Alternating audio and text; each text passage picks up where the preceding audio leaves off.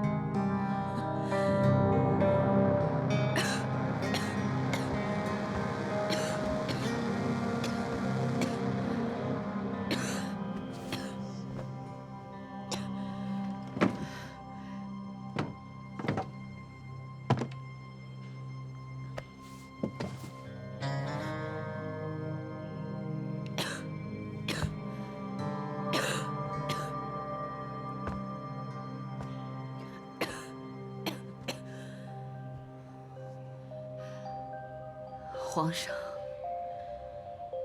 这是大宋的玉玺，哀家答应过先皇，要亲手把它交到你的手上。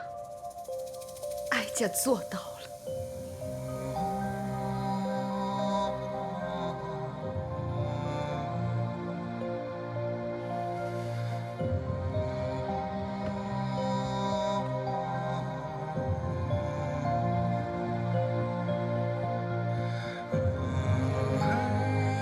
两位大人，哀家输了，哀家出局。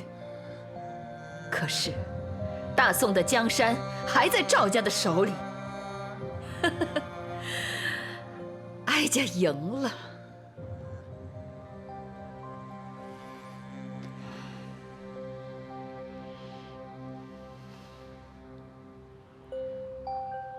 皇上，哀家完璧归赵。赵家的江山不能输在你的手上。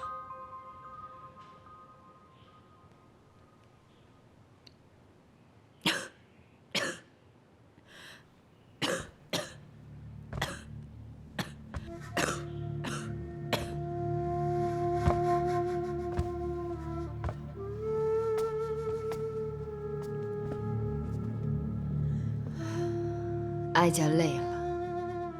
要去歇息了。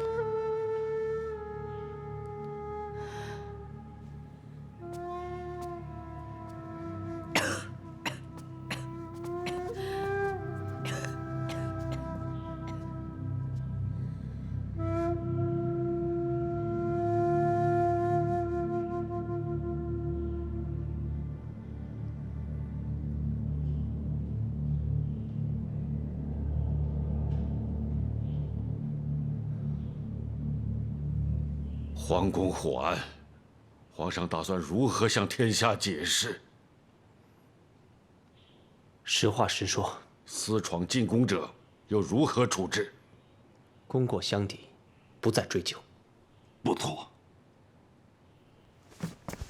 皇上，王大人无辜失去了孙女，本将却毫发无损，这恐怕无法让王大人满意。本将的儿子私自带人闯入皇宫，企图放火，虽然救了皇上，但功不足以抵过，应该关进大牢惩处。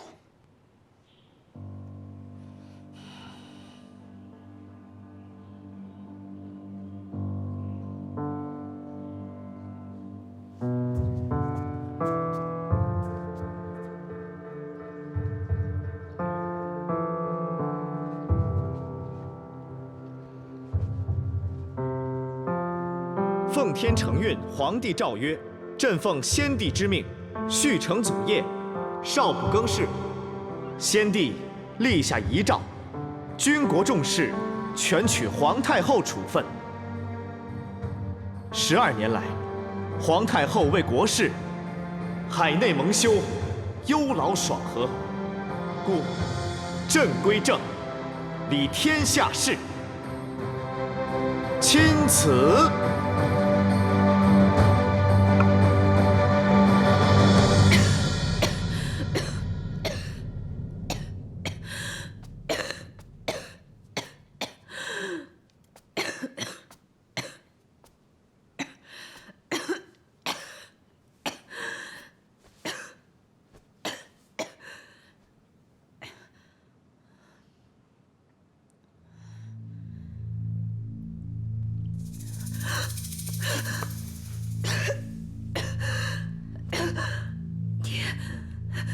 你是人是鬼？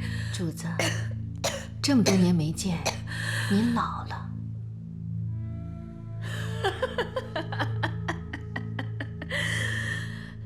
你没有死，你当年是庄疯，你的亲生骨肉现在成了皇上。30年河东，40年河西。当年的小丫鬟，终于熬成主子了。你打算怎么处置哀家？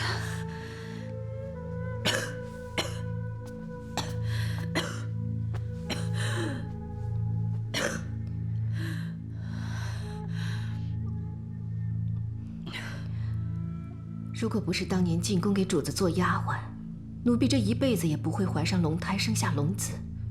这些年，一儿更是躲到您的影子里，才能活到今天。奴婢是来谢谢主子的。主子，这些年奴婢有件事儿一直想问您：如果当年不是奴婢装疯卖傻，您能让奴婢活到今天吗？说真心话。那奴婢也告诉您一句真心话：自打奴婢装疯卖傻的那一刻起，心里就暗自发誓，今生一定要活得比您长。马上，你就要如愿以偿了。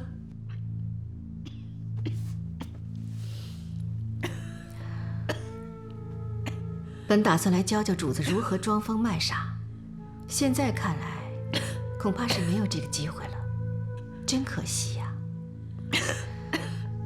不说了，主子也该休息了。对了，我是不会住在皇宫里的，也不会让人叫我太后。太后这2个字，永远都是您的。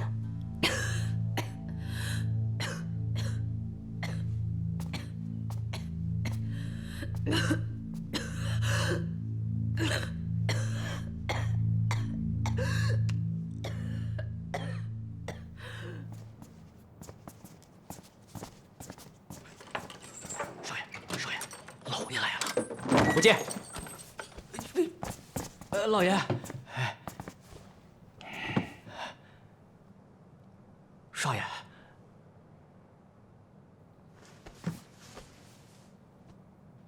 爹，您跑到大牢里看羊来了。你什么意思？你们的事情收不了场，把我们俩当成替罪羊。你觉得冤是吗？不冤，窝囊，稀里糊涂的给你们垫了背。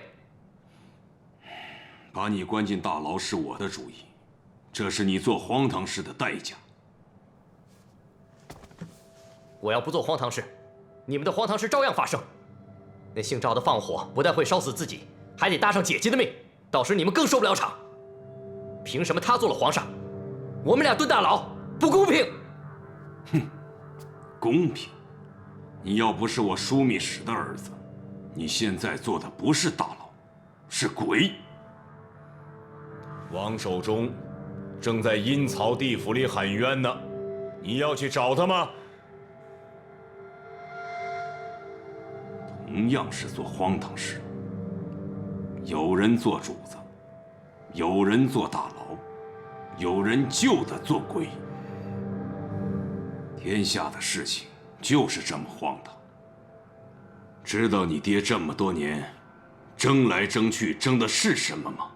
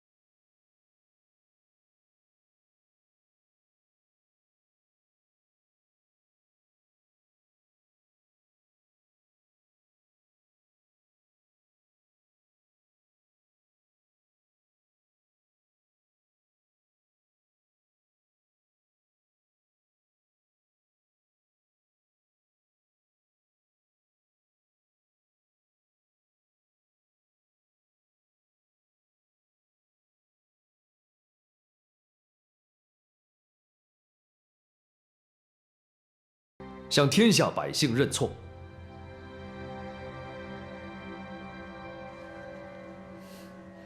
包大人，当初你也曾上书谏言，让太后归正于皇上，是吗？是。皇上放火也是为了这个目的，有何错？目的没错，但手段错了。皇上不该触犯律法。你们上书谏言，手段正确，可结果又如何呢？范大人被贬崖州，如果不是这把火，包大人恐怕你现在也在崖州与他作伴吧。皇上依旧是个摆设，皇权怎么能收得回来？用有违律法的手段拿回的权利，以后拿什么治天下？现在唯有皇上下诏书，向天下百姓认错，才能还回我朝律法的威严。朕乃一国之君，该有君主的威严。没了君主的威严，朕如何治理天下？律法之前，人人平等。皇上知罪认错，才能得到天下百姓的尊敬爱戴。朕知罪认错也不平等。天子犯法与庶民同罪才平等。庶民火烧皇宫，那诛九族的死罪，将朕杀无赦才平等。包拯，你谏言朕是大功于天下，朕不责怪你，但朕不会认错，更不会谢罪己诏。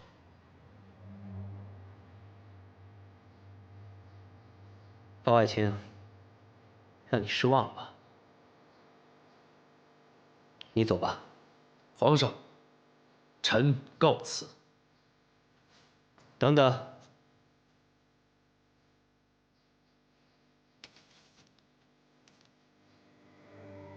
这是欠条，你收好。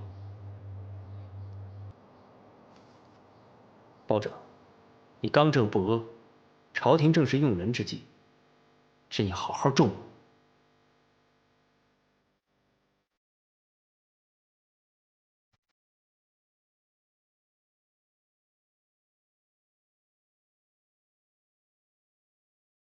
哈哈哈哈哈哈！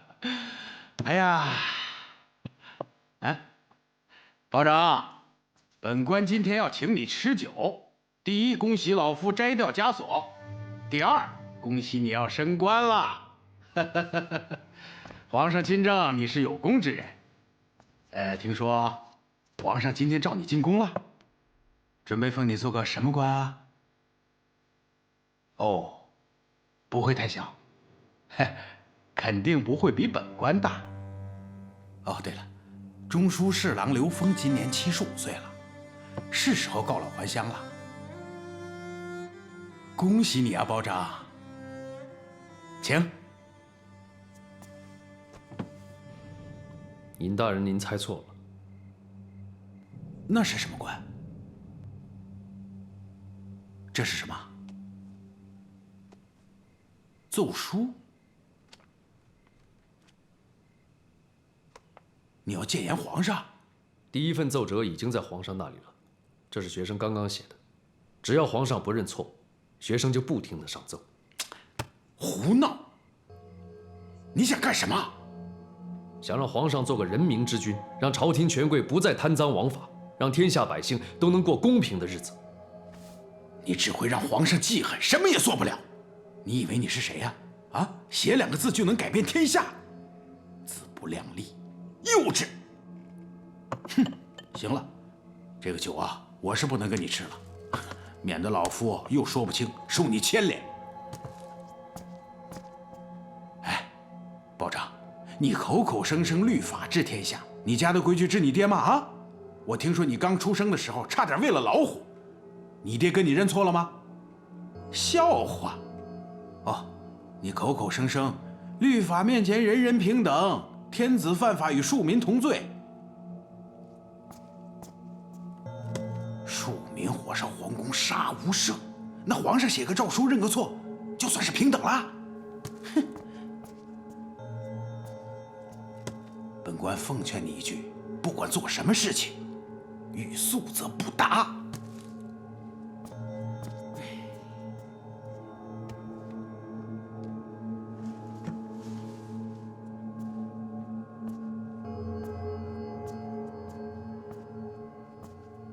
不行，凭什么让本官走？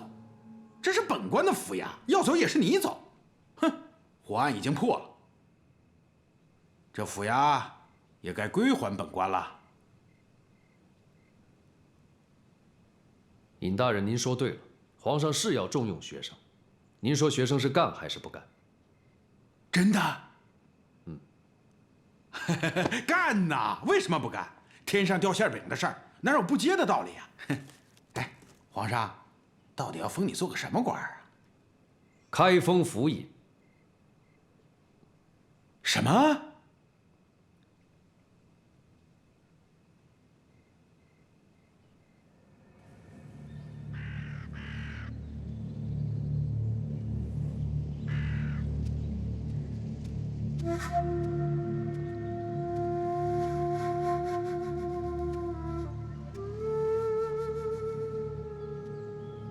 相爷，您已经在这儿坐半晌了，该回去了。你说，人老了最悲哀的事情是什么？白发人送黑发人。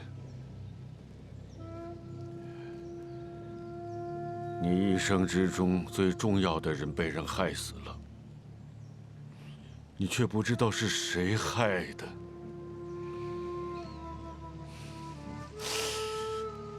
莲儿，爷爷说过要给你报仇，可是爷爷却食言了。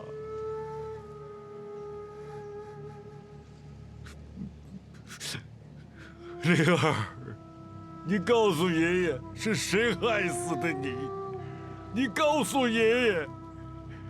爷爷拼着老命，拼了我这老命，我要杀了他，我杀了他！莲儿。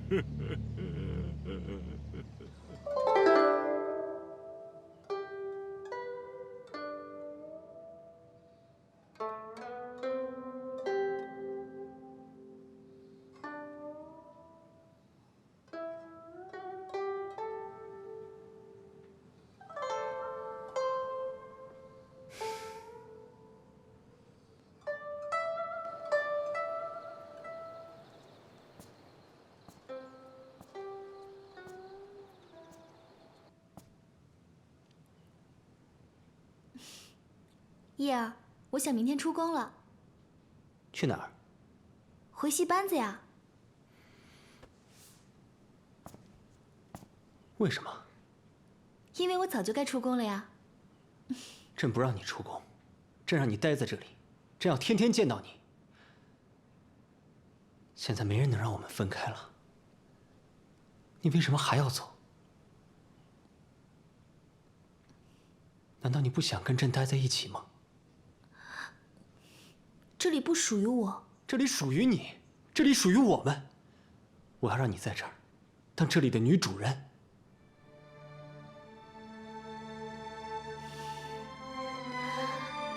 伊儿，这里要真正属于你，还有很长的路要走。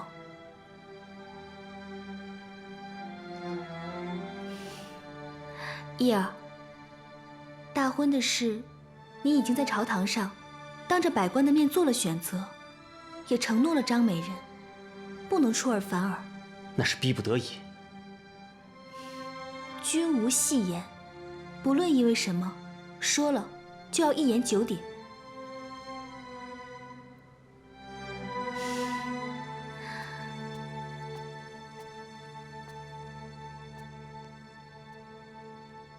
还记得我爷爷说过的话吗？一个好皇上，不能先想着做自己喜欢的事，要做天下百姓喜欢的事。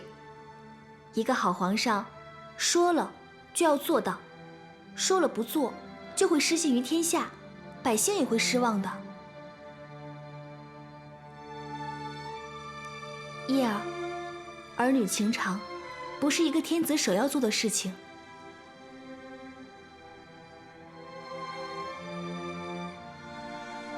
我舍不得你离开。皇上如果想周儿了，就召周儿进宫。周儿还是以前的周儿。我不能让你回戏班，那里太危险了。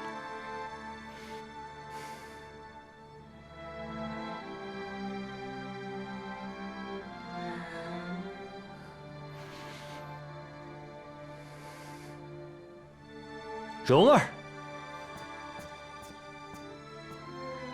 皇上，带周儿出宫，到时候完璧归赵。你要说到做到。是。皇上，太医差人来报，太后病情不详。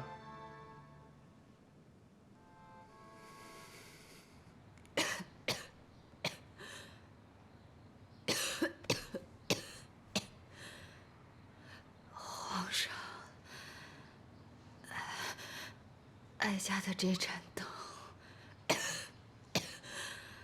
就要熄了。皇上要是有耐心，再多等上几天，也就皆大欢喜了，一切都圆满。真是可惜啊！哀家不怨皇上。皇上也不要怨哀家。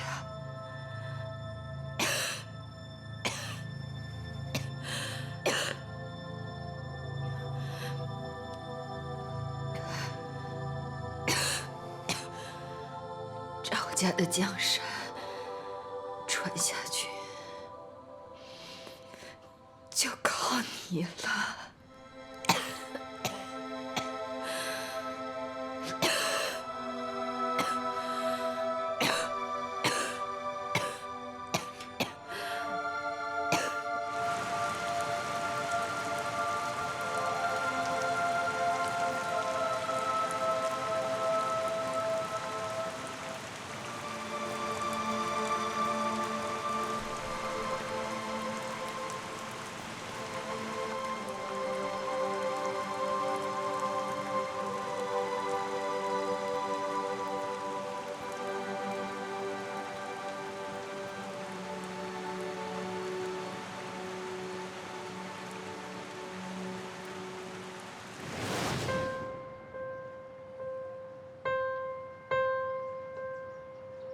哥哥，我能不去？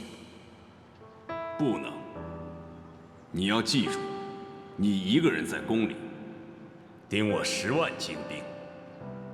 进宫之后，你要讨皇上欢心，成为皇后，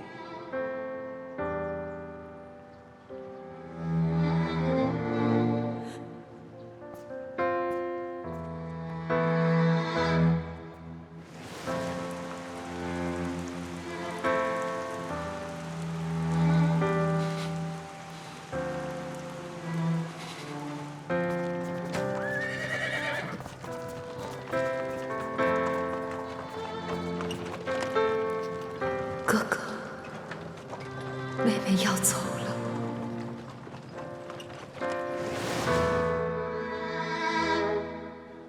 那一年，妹妹只有15岁，是哥哥把一个正在街头卖艺的傻丫头，变成了这个世上最幸福的女人，天天做着一个女人能做的最美的梦。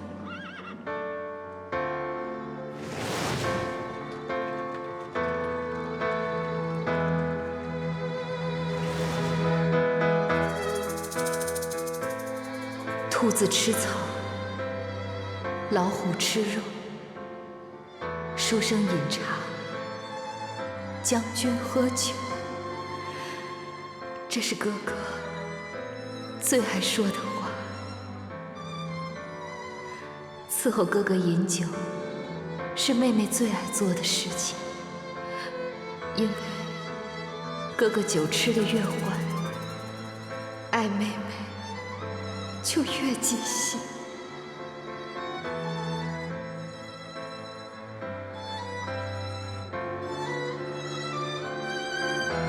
哥哥给了妹妹一个美梦，却亲手将她打碎了。有一天，哥哥回来，告诉妹妹，说要让妹妹进宫去伺候另外一个男人。妹妹哭着哀求哥哥，求哥哥不要送妹妹走。哥哥说，我一人入宫，抵得上你的10万金兵，要我讨得皇上的欢心，诞下龙子做皇后。妹妹什么都不愿意做，只愿意做哥哥的女人。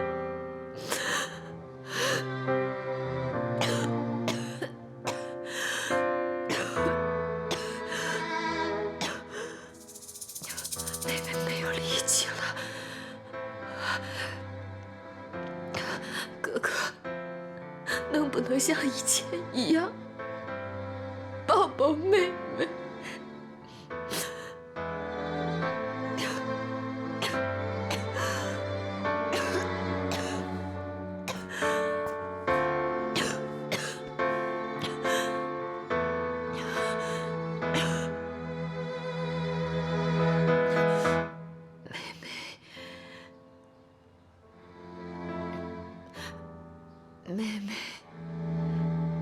妹妹还要告诉哥哥一个秘密。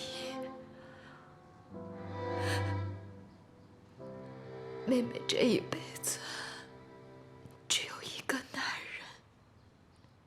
人，那就是哥哥。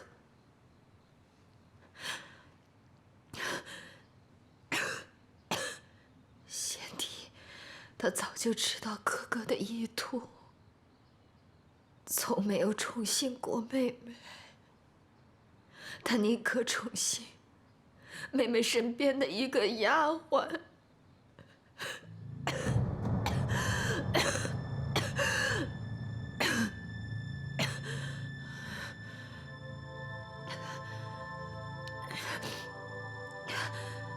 妹妹只做哥哥的女人。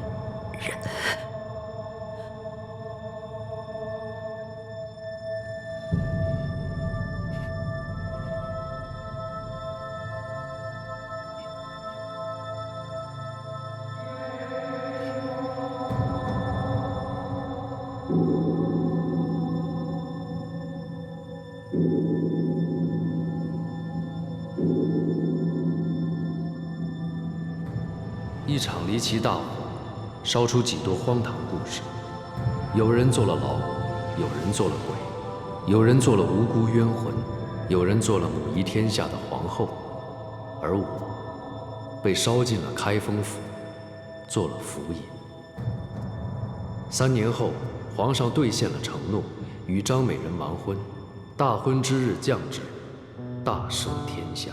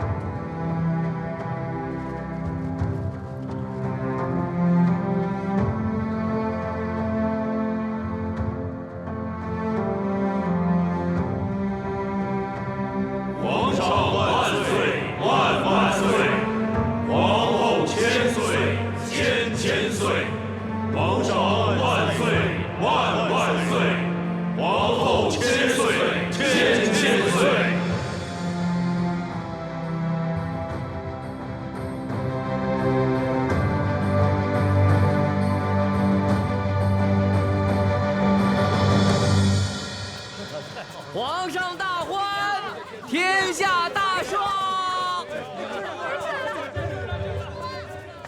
包大人，包大人，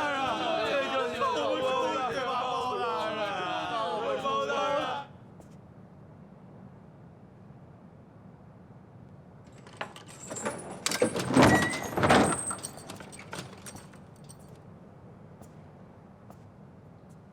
张公子，你可以走了。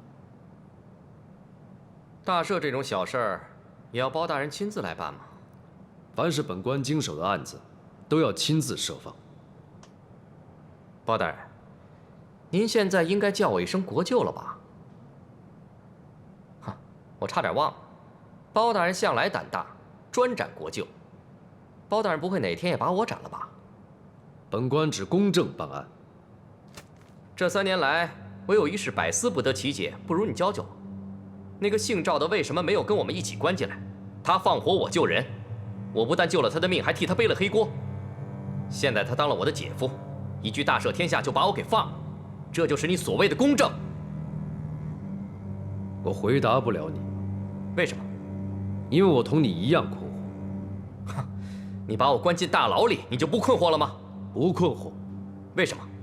因为关你进大牢是我能做到的公正。好，包大人，我送你一句话，请讲。以后不要以卵击石。张公子可知这以卵击石出自何处？不知道。曾经一个算命的对墨子说：“根据我的推算，今天北方既见黑色，而你的脸色比较黑，今天出行往北一定很不利。”墨子却回敬算命先生说：“你所说的是谬论，而我所说的是真理。你想用谬论来否定真理，等于是以卵击石。”包大人的脸可比墨子黑多了。我保证脸黑心不黑。把东西收拾收拾，我们换一个亮堂的地方看书去。是。张公子，知书方能识礼，不如我也送你一句话。说。好自为之。谢包大人，谢包大人，谢包大人，谢包大人，谢包大人，谢包。包大人，设放可还顺利？您名册上签过的都已经放了，不过有一个老头他不肯走。不走？为什么不走？大人，这个老头赖着不走，非说是王大哥和马二哥找他们来顶罪的，得讨回个公道。我们也不知道这里头有什么名堂。什么乱七八糟的，顶什么罪啊？你别胡说八道啊！大人，我们也不想信。可是，那老头赖着就是不走。包大人，这种泼皮无赖在大牢里那是见怪不怪啊！您不用操心，我和王朝去处理。处理这种事情，两位大哥自然比包大人在行啊。就是，比我们更在行。少爷，按理说，老爷今儿也知道咱们出来，怎么也不派个马车来接咱呢？少爷，干脆咱俩走回去吧。哼，咱们不回去了。不回去了？那去哪儿啊？哪儿读书人多，咱们就去哪儿。读书人？书院？书院？书院里都是一帮穷酸的臭书生，小爷才不跟他们打交道呢。唉，不去书院又不穷酸。听雨楼？听雨楼？那是个什么地方？饮酒作诗，有钱的文人雅士都去那儿。哎，走走走，别在这儿坐着。唉，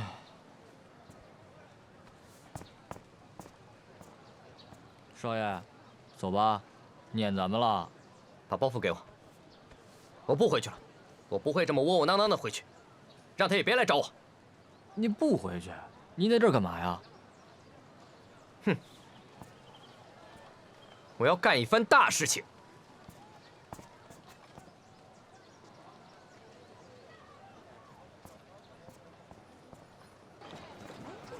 风筝，来看一下了。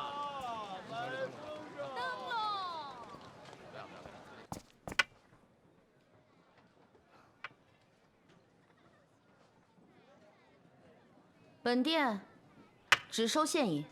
它可比银子值钱多了。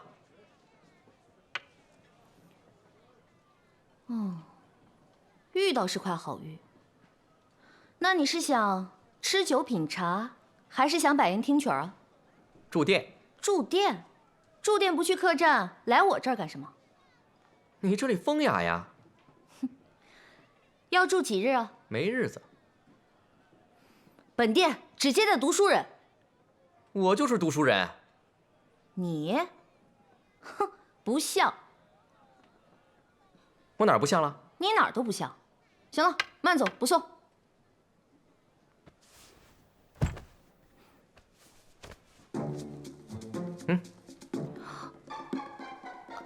还真是个读书人啊！啊，好，我看走眼了，对我得罪了。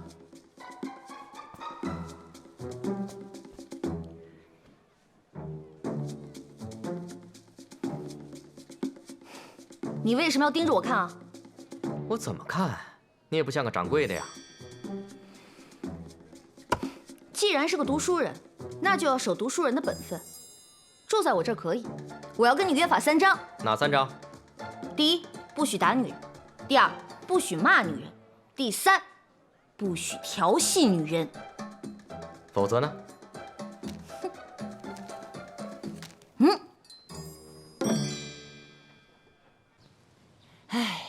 咱们从端县到开封府，香火钱、药钱、送子观音的钱，和看郎中的钱，把他们融化了，都能做一个银孩子了。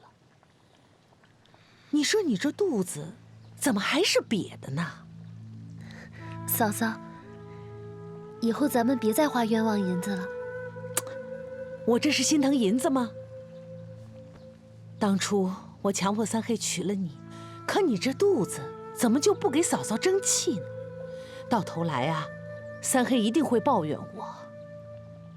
哎，罢了，庙还得拜，郎中也得看，我就不信你这肚子生不出个孩子来。嫂嫂，要不咱再给三黑纳个妾吧？嫂嫂，雨柔小姐还没嫁人吧？雨柔小姐要是愿意为包家添香火，我可以做妾，我伺候她和三黑。那不委屈你了？不委屈。端午从小就在包家当丫鬟，嫁给三黑这些年，该享的福都享了，却一个孩子都没有生。是嫂嫂和三黑受委屈了。当初我对雨柔姑娘那样，我这口可怎么开呀？嫂嫂，我去跟她说。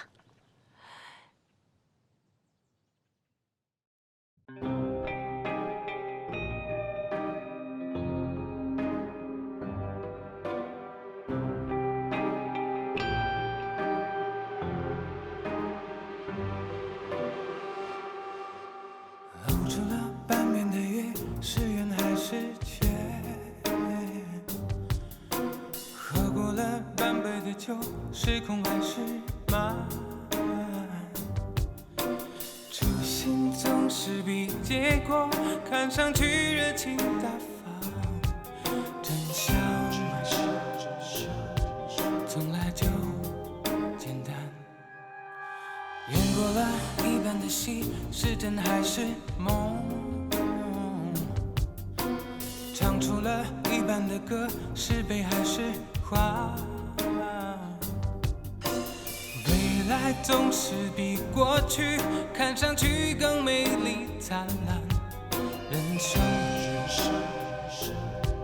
人生本就是梦幻，不要说江湖爱恨两难，那不要说世道善恶难断。大江东去，只留下了风流人物，千古流传。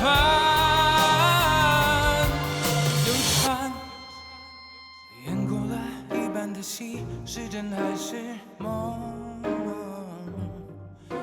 唱出了一半的歌，是悲还是欢？